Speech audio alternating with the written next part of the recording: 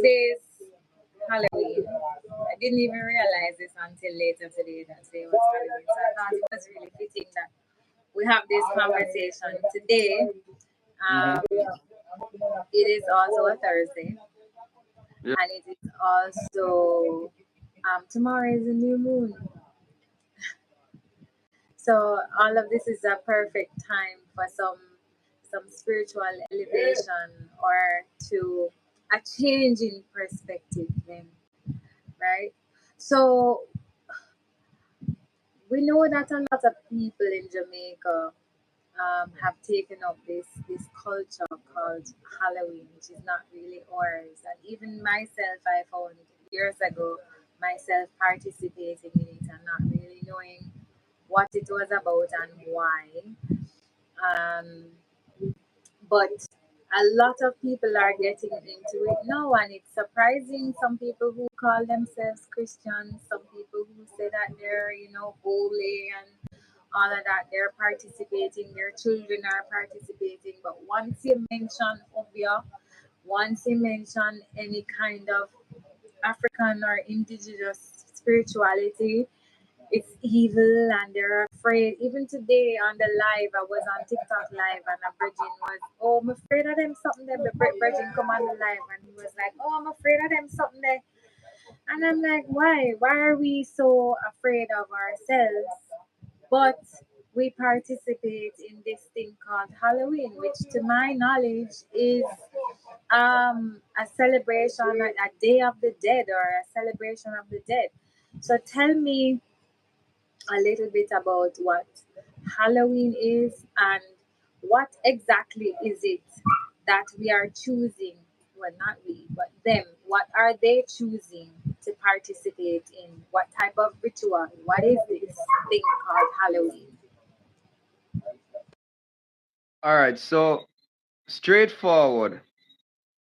We know that throughout the year, there are cycles, right? There are spiritual cycles, moon cycles, cycles of changing of magnetism, etc.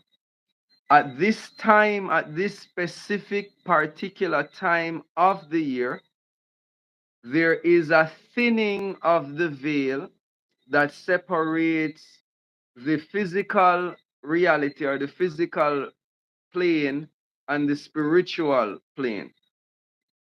Now, this is known to all cultures, all cultures, all. Um, but the celebration that is called Halloween or All Hallows Eve, etc., is a celebration of the Celtic um, culture behind this time that that is called Samhain, right? Which is spelled Samhain, but it's pronounced in the Celtic language Samhain, right? This has even trickled down into Christianity, which, especially the Roman Catholics. And it must be said about the Roman Catholics that the Roman Catholics are some of the most powerful necromancers in the world. The, the, the Catholics practice the keeping and maintaining of the bones of saints, elevated dead people, ancestors whom did great things in their lifetime, who were greatly attached to the Christian religion or whatever the case may be. They keep the bones of those ancestors and they venerate those ancestors. They take them out year after year, clean them up, do all kinds of ceremonies and things, speak to them. And the fact of the matter is that this cult of the dead or society of the dead exists throughout almost every culture. And so the Catholics, everybody celebrate this time because they, like all other spiritual cultures, know that at this time there is a thinning of this veil. And then because the veil is thin, they are better able to cross over into this environment and walk among the living. Because usually for the spirits of the ancestors, it is very difficult, very painful in some cases for them to come into this physical reality, because this physical reality is very dense, right? And so there is only one vehicle to make the physical reality comfortable, and that is this body, this shell. And so the Catholics and all other necromantic traditions also know that the essence of the dead lingers in the bones after death, right? This is just the way that it is. We did not create it. This is how the Creator created it. And they continue to be attached to their bones. So we will see that even in Haiti, now is called Fet Gede, right? Amongst our cousins, our Maya cousins, our Aztec cousins in the Yucatan, place called Mexico now, you will find Dia de los Muertos, right? Which is just it in Spanish. Okay? So we here in Jamaica are also supposed to celebrate this time, but in our own modality, right? This Halloween trick or treating thing is not our way, but the elements of it are still relevant. So, for example, the candy and those things, these are offerings to particular spirits, especially forest spirits. It is it is a celebration of spirituality overall, because you know all spirits have an easier time to interact with the physical plane, but in particular the spirits of ancestors, right? So even we in our spiritual house, we maintain this tradition, and we will be doing something for it at the time, at the proper time, right? And the proper time of celebration. So for those who want to remember their ancestors at the right time during this time would be midnight tomorrow, right? Crossing over into the 2nd of November. This, at the point of the new moon, the energy of the new moon at that time, the magnetism of the new moon at that time is actually what physically thins that magnetic veil, that electric veil that is between the living and the dead. So, what do you suggest we do during this time? What do you suggest we do, and how can we? Because I would love for us to have our own celebration of ancestors every year, a day when we celebrate our ancestors. I think I think November 2 is an appropriate date. I think it's a good date, right? But how can we start that? And before an annual event, or we can all here, pledge that we're going to do something to honor our ancestors tomorrow into the 2nd of November.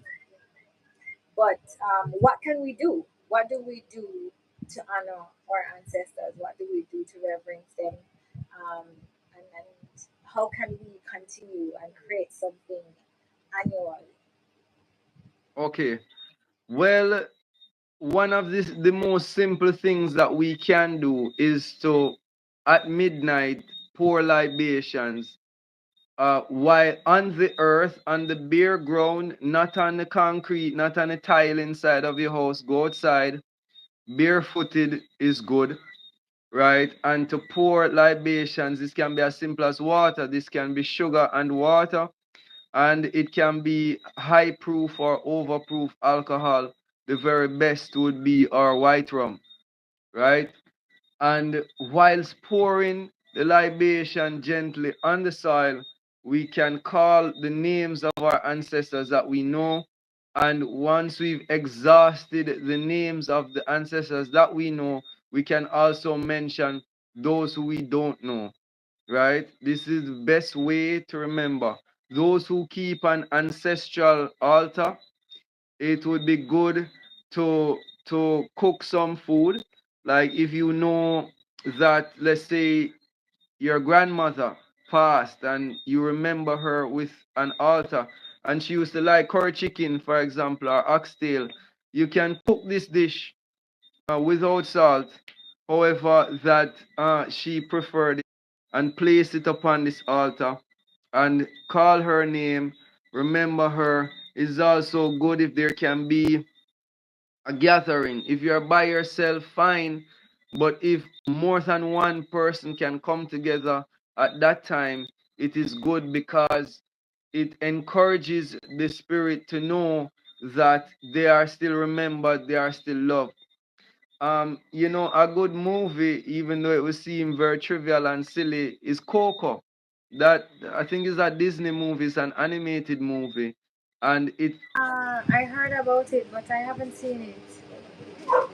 you should endeavor to see it because it is centered around Dia de los Muertos in Mexico, and you will see the entire process that they go through to remember their ancestors at that time. And one of the overarching spiritual principles that is spoken about very extensively or is treated with that movie is the fact that if you don't remember your ancestors, if you don't call upon them, especially at this time, they will fade away, right? And even in Haitian Vodou, there is this concept: if the ancestor is left for too long, left forgotten, they will eventually fade away. So these are some of the very simple things that you can do.